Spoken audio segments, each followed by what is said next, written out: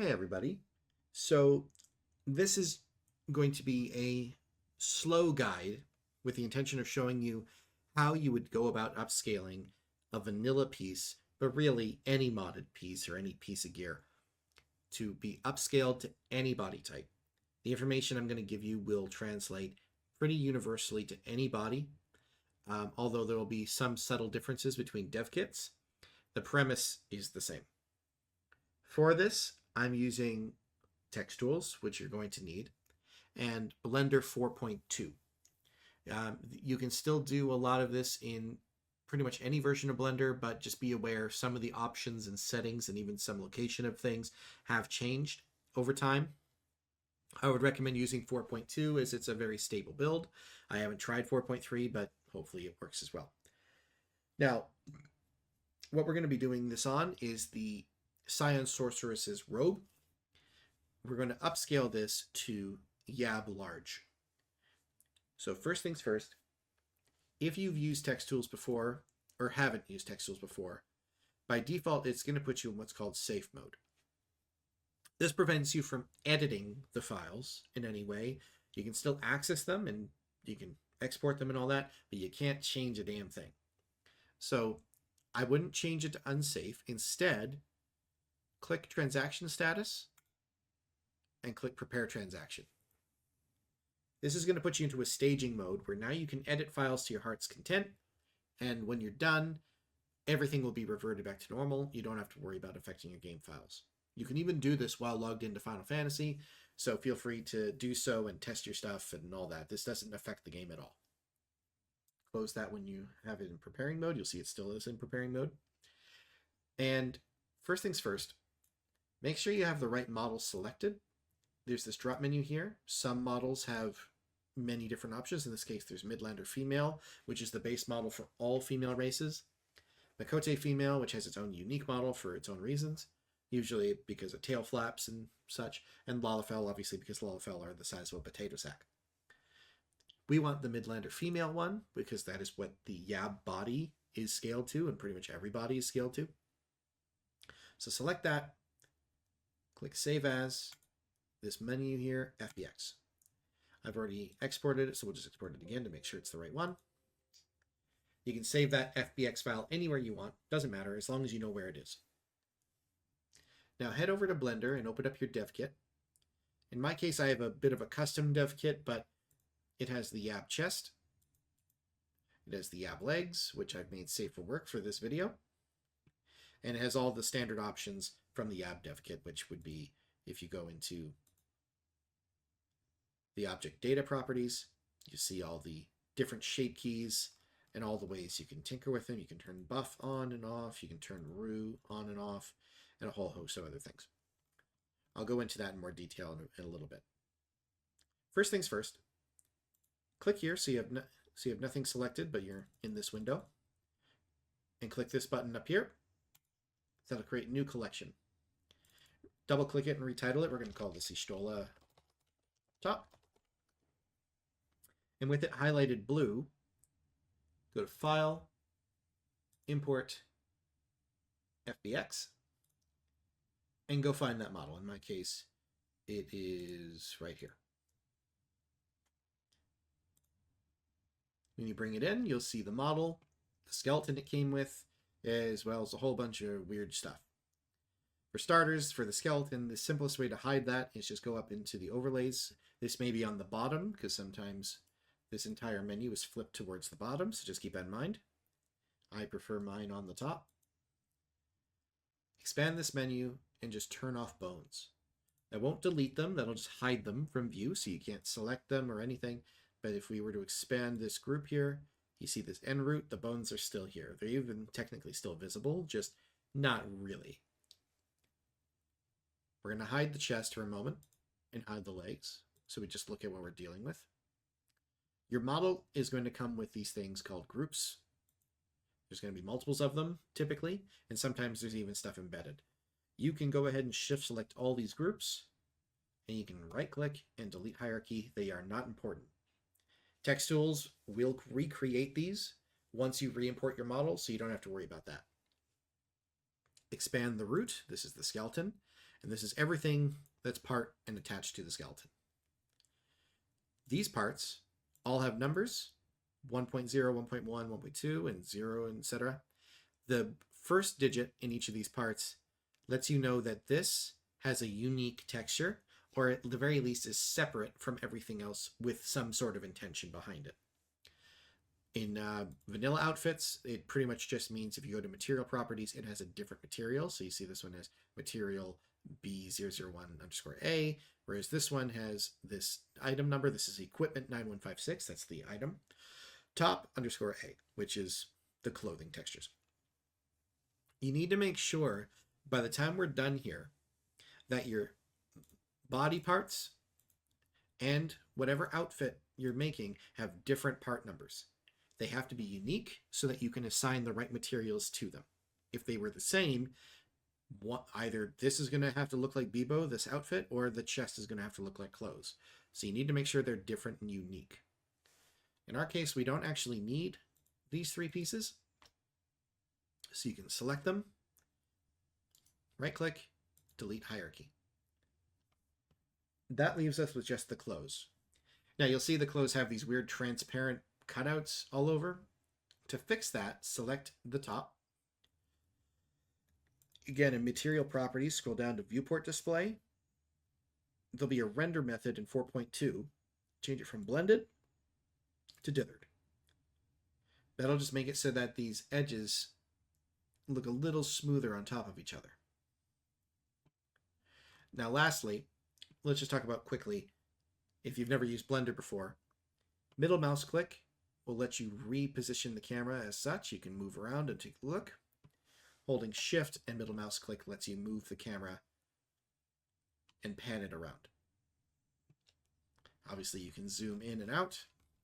And lastly, if there's any part of the model you want to zoom in on, let's say the sleeve, you can select it and then press the decimal or period on your numpad. It zooms in and focuses on that object.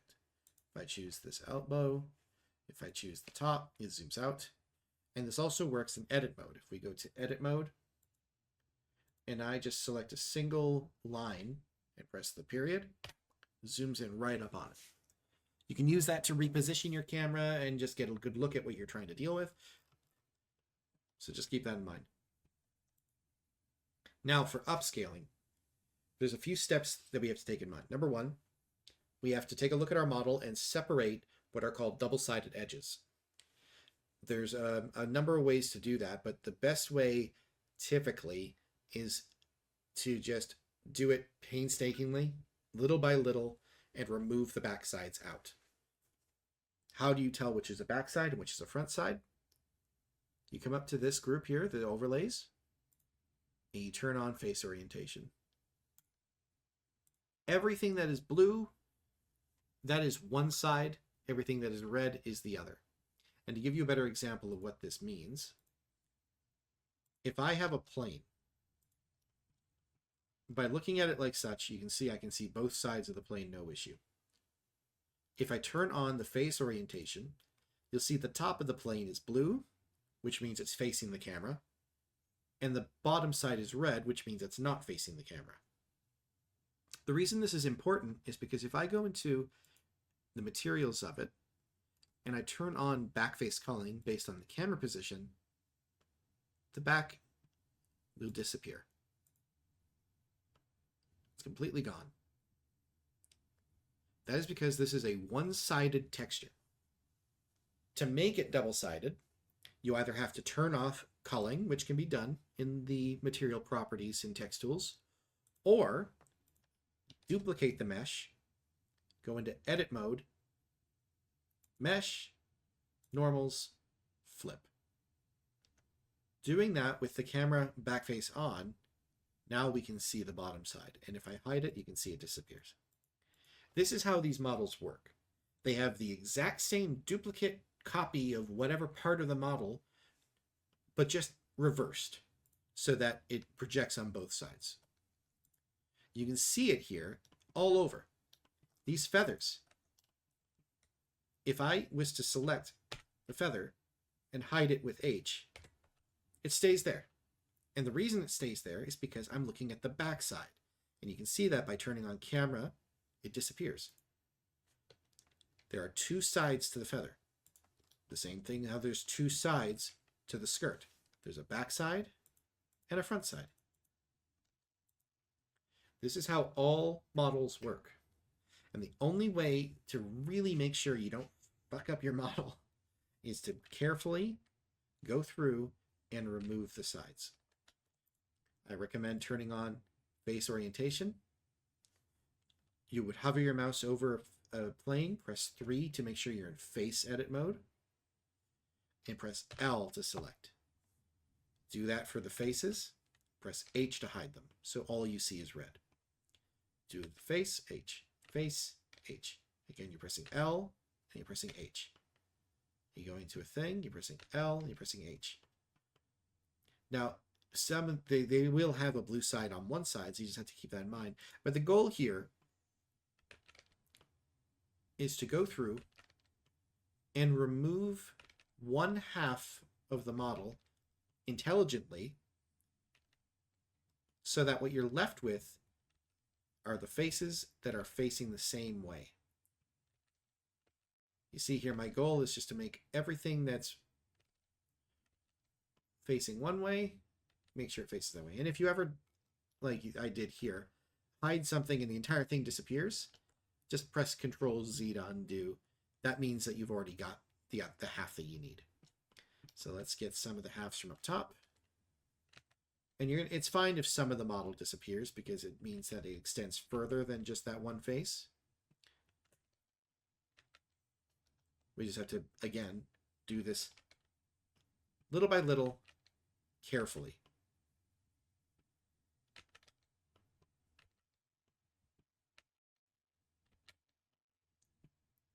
And I'll tell you why this is important. We're going to be merging these things together.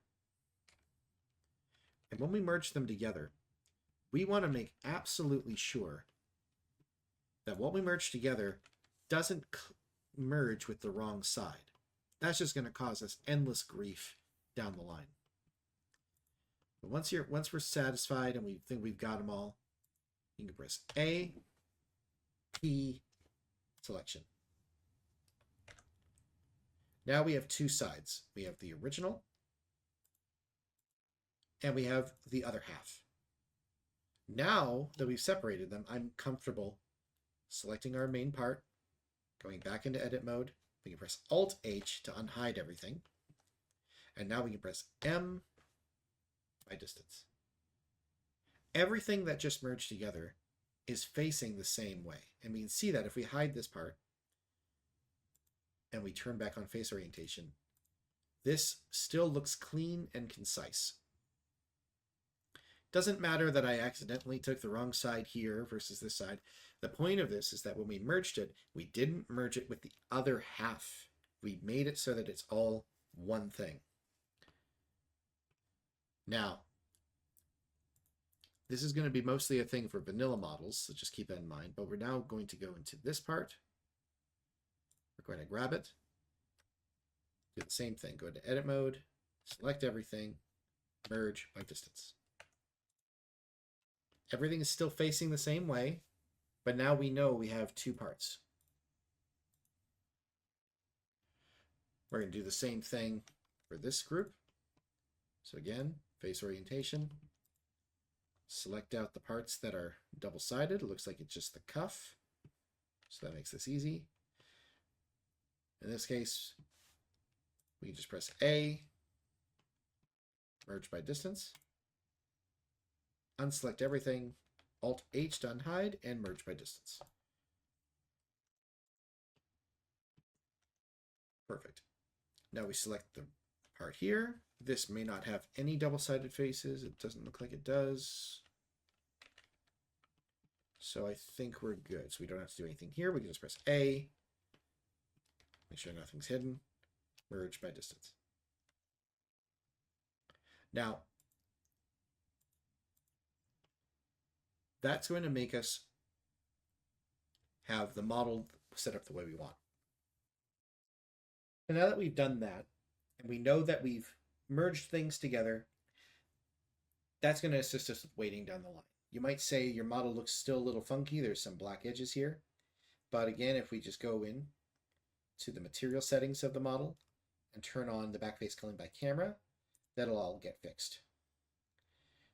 The reason being is that what's happening with the normal is it's projecting light in two ways, the back and the front. With the culling on, we're only ever looking at the light based on the side we're looking at. So we know that we're covered on that. So now that we have all that figured out, the next step is to go into one part at a time. We'll start with part 0, go to edit mode, and while in line mode, holding Alt and clicking the edges, you can hold Shift and Alt to select multiple. Select them like this, and press right click, mark sharp. You're going to want to do this because what's going to happen once we get to the next stage of merging things together, we're going to have to make sure some of these edges stay consistent. So any floating edge, like that, mark them as sharp. What sharp edges do is they tell the normal to consider this to be the end of where to calculate your light. As a result, it comes out crisp. It doesn't have any weird lighting or shading effects. It's used by the developers all the time when they're making a model. We don't get to see that data because we're just working with the aftermath. We're having to reverse engineer what they're doing. So we'll just go ahead and do it ourselves. Doesn't take too long. Ooh, that was a seam. Mark sharp. And we'll do it up here. Mark sharp. And here, mark sharp. Grab that edge.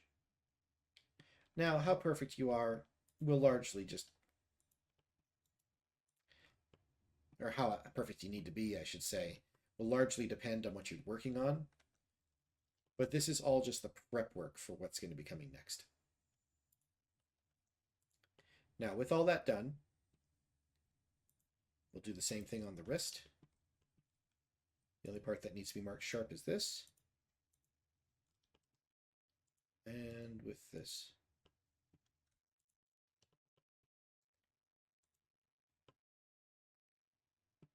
And for this bit, we got to mark sharp this inner edge. You can press Control and click around to get to it, or you can just press Shift to select them one at a time.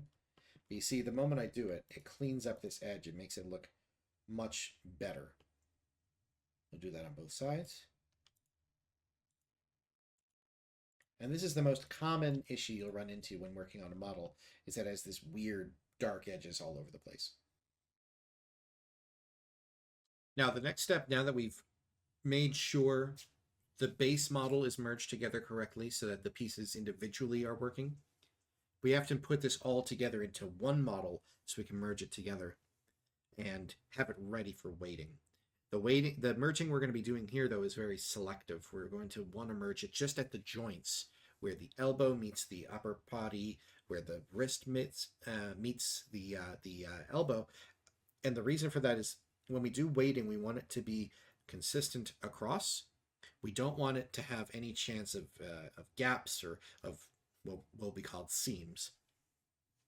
So first, select each part, press right click and join. It needs to be all one model.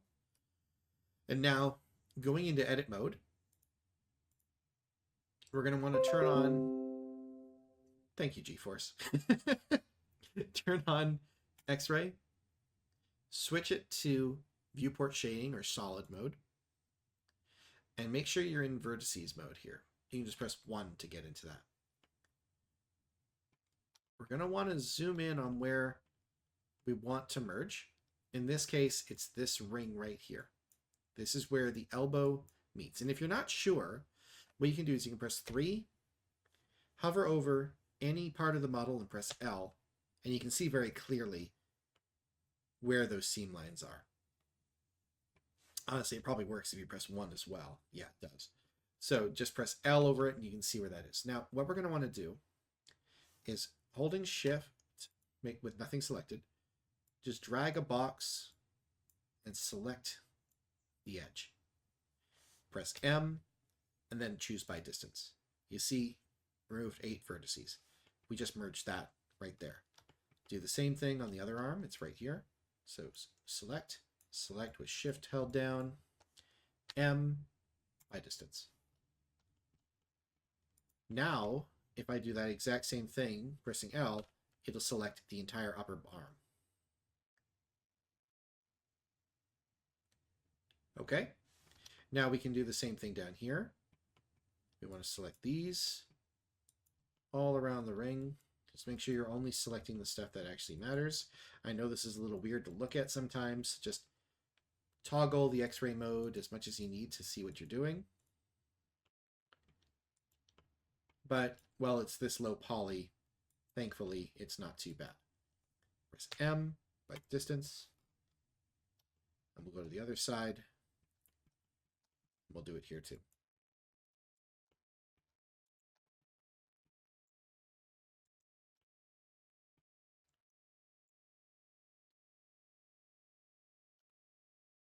Like so.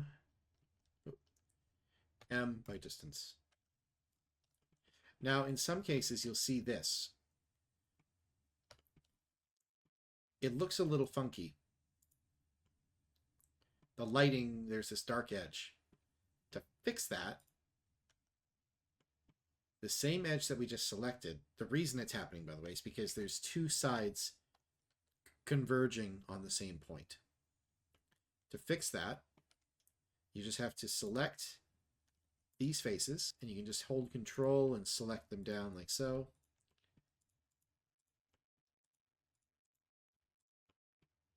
All the way around. You can go to Mesh, Normals, Reset Vectors. Oop. Normals, Reset Vectors. And that should fix up quite a bit of that, anywhere you see it. So we'll do it on this cuff here. And this is most commonly going to happen at places just nearby where you merged.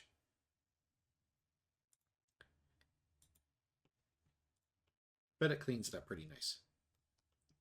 Check the other side. The other side doesn't look like it needs the same treatment, so we're looking pretty good here. So now our model is merged very intently. Everything is where we want it to be. Now we can focus on actually doing the upscale. Let's go back into turning on our body, so our chest. You can see they stick out quite a bit. With these bodies, in this case, part 1.1 for me, it could be 0.1 or whichever for yourself. If you go to the object data, you're going to have a number of options in these shape keys. Shape keys are the state of a model in a bunch of different ways. For example, you can turn the nipples on and off. You can make them saggier. You can increase the push-up and decrease it. You can mess with your model however you want. In my case, I want the squeeze to be at 1. I want the push-up to be at 0.05. I don't want them to sag at all. And I want the nipples to be off because we're not going to see them. There's no reason to have to worry about them. There's other options. Obviously, you can set them to be medium size. You can set them to be small. And you can also choose things such as buff and room.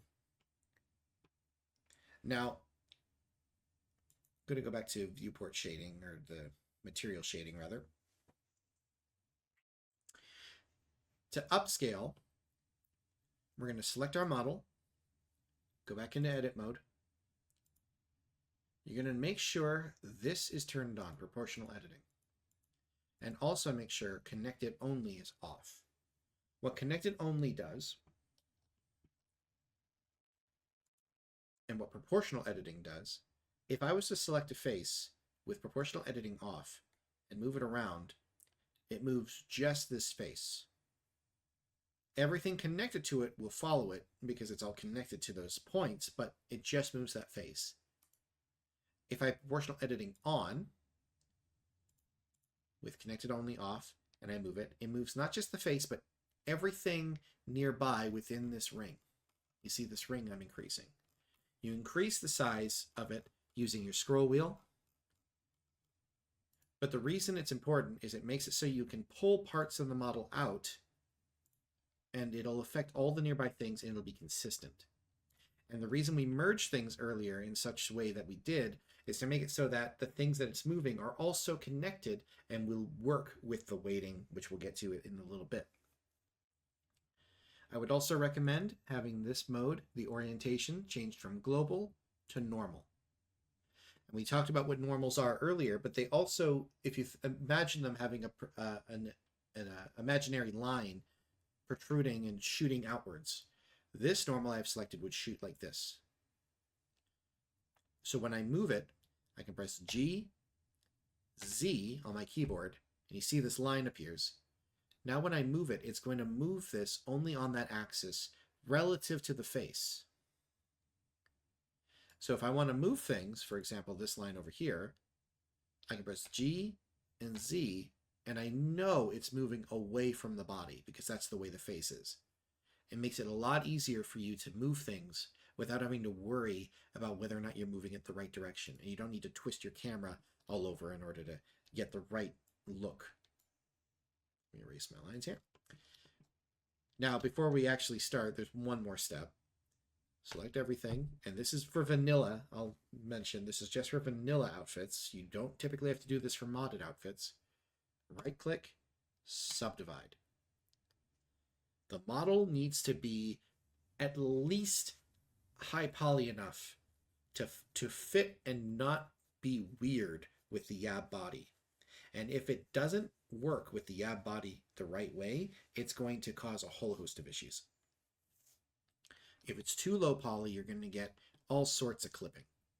So we just make it one subdivision higher just so that there's enough polygons for this to actually work. Now let's get into actually making our model. We have the mode set to normal. We have proportional editing turned on. I recommend being in face mode. Select a couple faces. You can just press Shift to select a couple. Press G, Z, and you can just start pulling them out. Select the chest in a couple spots. Just press Shift. You don't even have to see what you're clicking. Press G, Z, and pull it out. You can click up here to go to the side view. Turn on X-ray mode. And you can now start selecting faces like such and just move G to move them around. Press G to move them around. And just start shaping it to fit over top the body. You'll notice I'm doing two things. Anytime I move one side, I'm trying to make sure I move the other side about as equally. And what that lets me do is keep it proportional, at least as much as possible. Obviously, people don't typically have uneven sides, but you're just going to have to be careful. So just keep that in mind. Now, let's press G and Z and pull this side out. I want to move this side out. So G and Z. We want to raise this side up. We want to raise this side up. And try and get things to look nicely on top of this body. Let's get the side here pulled out. Go to the other side, do the same thing. G, Z, pull it out. Go to the back. Select these two sides, pull it out. Go up here, pull that out a little bit. And probably here as well. Just pull it out. It's looking okay. And then for the arm, GZ, and you have to be careful with arms because if your circle is too big, it moves the opposite side of the arm. So just shrink that down. You just pull the arm out ever so slightly where it needs to. In truth, we're probably going to hide the underarm because we don't need it, but it's good that this is at least proportionate to the body. And just look around. You see there's a bit of clipping under here. Pull that out. Just look on the other side, probably the same. Not really, looks pretty good. And that gets us our model scaled to the YAB top. But again, remember with YAB stuff, there's also a butt. Always turn the legs on when you're working on dresses and make sure the butt's good. And with dresses, what I'd recommend, I could just go in and do what I did, just grab these two sides and pull it out. But what that does is it ruins the shape of the back. It makes it so it's no longer a straight line. So what I recommend doing is changing your tool from select box to circle. Go to a side profile by clicking the X and just paint down like so. So you get like the entire line. Make sure you're in X-ray mode. And just get that. And now when I press G and Z, the same effect will happen. I can increase it, but it makes it so the back straight arc of the dress is consistent. And I'll do it for the sides as well, just so that there's enough room for the hips. So we can just do GZ. Like so. And like so. And voila, we have booty room. We have an outfit with all of its scaling. We've got the top now properly scaled. You got to make a little adjustment to the arm here, so I'll just do that real quick. Like so. The next step is weighting. Now, with skirts, we need to be very careful about weighting. If I turn the skeletons back on, you'll see here, this has all the bones. That's because of some settings I have. Sometimes your skeletons won't have certain bones. The big thing here is this is the leg bone. And you'll see that when I move it, nothing moves with the body at all. The skirt stays completely still. That's because the skirt has 0 leg weighting. It doesn't need it because it instead is using skirt weighting. Skirt weighting works different. Skirt weighting is very deliberate. It's programmed to move and flow in a very specific way as you run. So it doesn't need leg weights. With mods, if you ever see your leg clipping through a skirt while you run, it means typically just the weighting on the skirt's either poor or the shape of the skirt doesn't fit the way the game is intending for it to fit. Therefore, you can see these skirt bones. This is the top of the front. And here's the next ones. The arc of the skirt here is very narrow.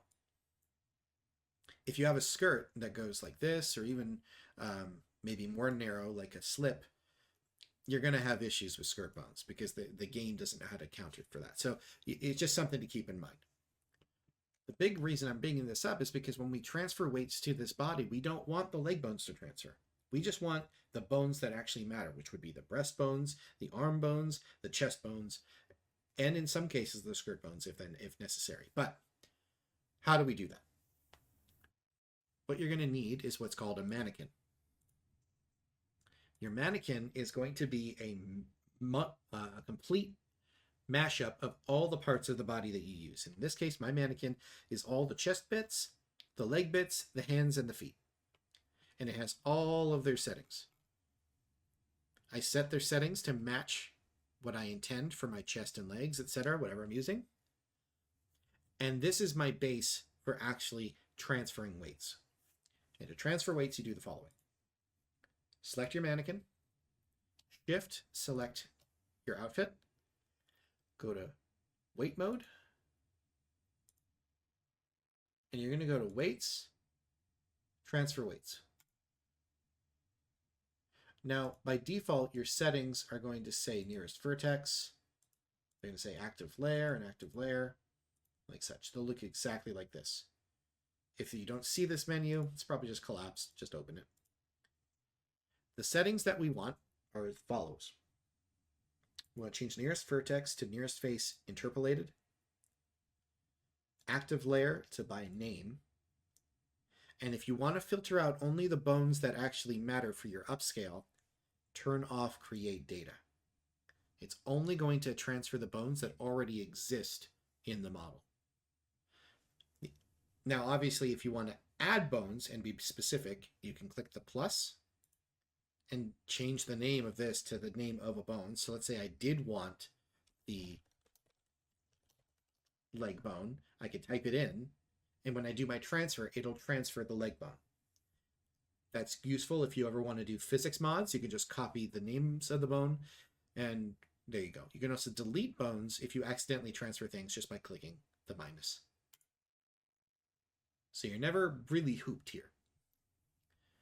Now, when I do this and I do my weight transfer, if I was to go to the breastbones, which are called mune, you'll see it looks good, but it's a little rough around the edges. What you can do is you can go to weight, smooth, change it to all groups, and 2 iterations. It'll just tidy up those weights a little bit. Doesn't do a huge amount, but it has a bit of impact. What this lets us do now, let's go back to object mode. Oop. We can hide our mannequin. We can hide our legs, they're not important. And for our chest, we just have to go to its modifiers. And for the armature, reassign with the eyedropper to our skeleton. You can either click the skeleton here, type the name directly, or just choose it from here. Whatever's easier for you.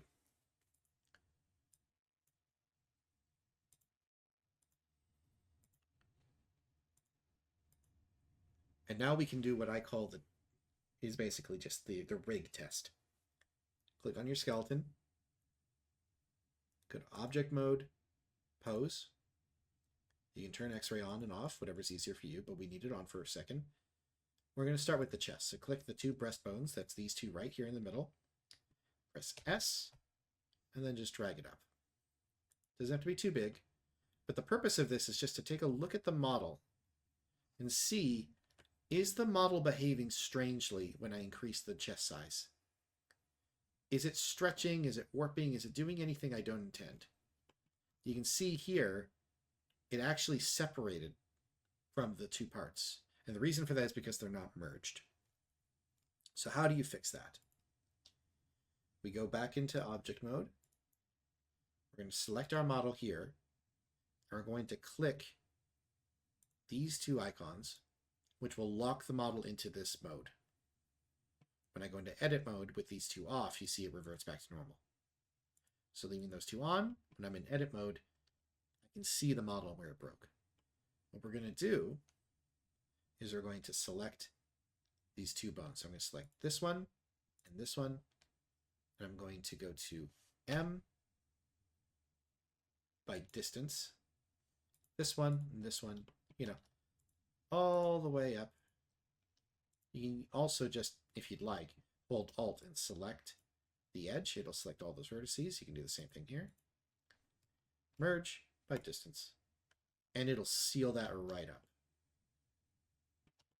Go over to this side, do the same thing. Select that. That edge by distance.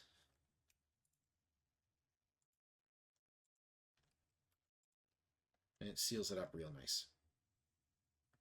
And if you start seeing like this weird glossy effect that you don't really expect, the reason is because it's missing a sharp edge. So you can just press 2, select these edges. If you already had them selected, it's even easier, and just go to Mark Sharp. And it'll tidy that up too. And again, you can just go select some of these faces, mesh, normals, reset vectors. What I'm trying to get across is that upscaling a vanilla item takes a bit more care than a modded item.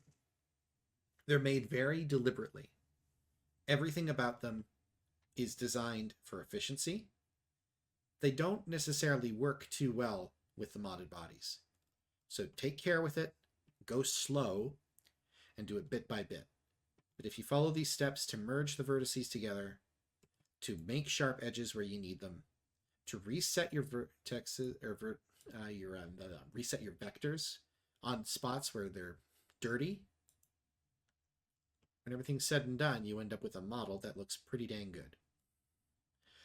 Now, to make her a little less busty, just select your skeleton, go back into pose mode. You can just press A to select all the bones, pose, clear transform, all. It'll reset her right up. After you've tested your posing out, you can click any bones, just rotate them around. Now we can focus on how to get this model back into textiles. So the one thing we don't need is we don't need this bone or this mesh because it's hidden by the arm. You're never going to see it. So we'll hide that. We have our neck, chest, and wrists. That's all we need. Press A to select everything that's visible. Go to File, Export, FBX. I made a test earlier, so title it wherever you want and just press Export with the following settings. Limited to selected objects. Geometry. I like having triangulate faces on. It catches any mistakes. Everything needs to be triangulated. And turn off animation. Press Export. And when we go back into Text Tools, all you need to do is press Load at the bottom. Go find your model. In my case, it's over here. The only setting here that you need on is shift imported UVs. The rest of it are irrelevant. They don't matter. The only time the clone UV1 to UV2 matters is for hair. Press Open Editor. And in here, you'll see the following. Basically, everything in this leftmost column, this entire section here, is unimportant. There's some advanced editing you can do in here, but it really doesn't matter for general use. This second column, starting with mesh, this is going to correspond to the part numbers. Mesh 0, down here, part 0.0, being the clothing. And we would assign its material by using this drop menu and selecting it. In this case, Midlander female, or any material you have or made for yourself. The part number, in this case we only have the one part right now, is where you would assign things such as whether it's a wrist, a neck, an elbow, and this is important if you have a model that you want to hide certain parts when gloves are worn, or maybe when you're wearing a head item that would hide the neck. You want to assign the right properties so that part of the model disappears. In this case, this is the whole thing. We don't care. We'll change the mesh group now to group 1. This is the body. So it's not vanilla skin. It is Bebo skin. And we know chest 1.0 is the neck. We saw that earlier. So we're going to assign it the neck property so it hides when you're wearing the right type of stuff. We know that 1.1 is not a wrist. It's the chest, which doesn't need a property at all. So just remove. We can skip 1.2 because there's nothing there and go to 1.3, which is the wrist. This one needs to have the wrist attribute, so we'll add that back. These have to be set up very deliberately and very carefully, so make sure you set them up how you need them to be. Once that's done, press confirm. You might get some errors, but most of the time they don't matter. Just to explain what they are, this is just saying Text Tools is going to just clean up some weighting. And these jiggly parts, there's a thing called vertex color. The game uses it to add effects such as limbo rings to eyes, or to do certain things such as scroll effects. I did the hair scroll effect that actually uses different UV mapping and such. So there's a bunch of data that exists in the models. Most of the time this doesn't matter. If you notice your model is acting all weird, the fix to it is to just clear the vertex color channels. And you can do that by going to Edit Model here, choosing the group in question, going to Modify Mesh Vertices, and you'll see the options here. Clear Vertex Color 1, Vertex Alpha, Vertex Color 2. Just get rid of that stuff. Click those and press Done. But once you're finished, press Save to Text Tools, and we have our busty Ishtola outfit. Again, this is in staging mode, so you can see the model here in this list is the only thing that's been edited. But now we can go and say mods, create mod pack, and I would always suggest doing advanced, and I'll show you why. Title the mod pack whatever you want. We'll say Ishtola, but big. You can put a description if you'd like to, and any other pertinent information. Go to next page. The reason I suggest using advanced is because it lets you break the mod down into its only required components. In this case, the only thing we edited was the model, so there's not really any reason to include anything but the model. So what we're going to do is we're going to go to Add, Standard Group.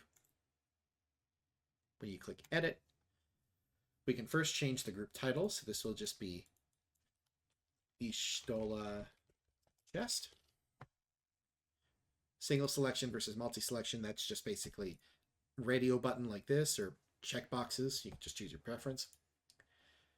For the new option, we'll just retitle it to Yab Large Chest. And then from here, from the item list, we search it up. So it's the Scion Sorceress set, the robe. We can, like I said, include only the stuff we changed. We don't need the metadata. We didn't touch it. We don't need the materials. We didn't touch it. We don't need the textures. We didn't touch it. The only thing we touched was the models. Particularly this one here, 0201. This is the Midlander female model. If you ever go, oh, I forgot what it was, you'll notice it's over here in Blender too. It says C0201. Just so you know. Turn off child files. We don't need them. And add existing. That will just add the model. It's the only thing we changed. Press done. Press finish.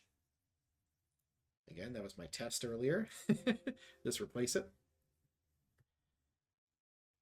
And you're good. There's now a mod pack with this model, swapping it out using the Bebo textures for the chest. The model's been upscaled to fit to the Yab body. From this point on, you test it in game. I would say stay on preparing while you're testing and just make little tweaks to it and fixes. If you notice clipping, you can do that.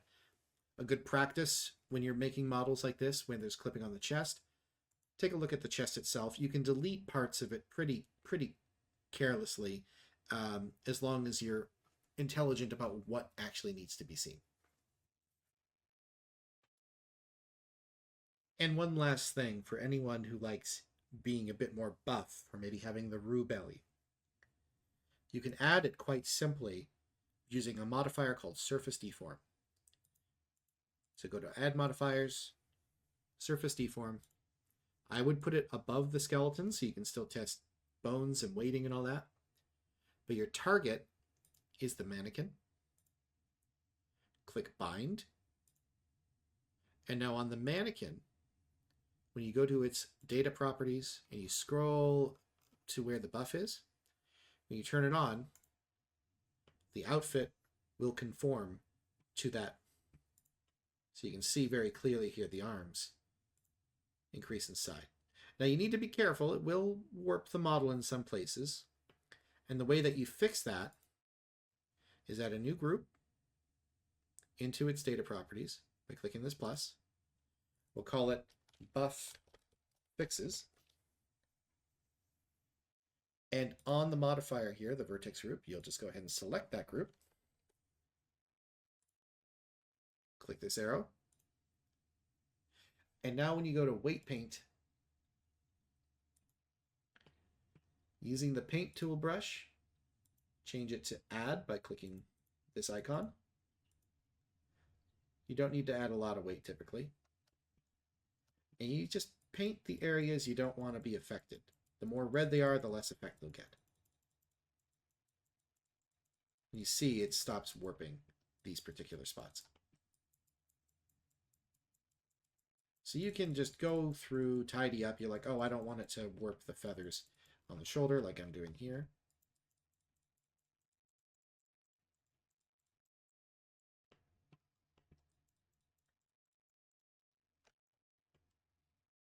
And if you want it to affect the arm, while in weight paint mode, press the tab to go to edit mode. Just select the arm with L. And you can go back to over here and just say remove. Or assign. In this case, remove. And you see it fixes that right there. Do that on the other arm as well, just to make sure. And voila. We have buff arms, but the feathers aren't fucked up, or the fur, or whatever the hell that is. And this will work for Rue as well. You go to the mannequin, and you can turn on Rue. And the belly pops out. Very useful.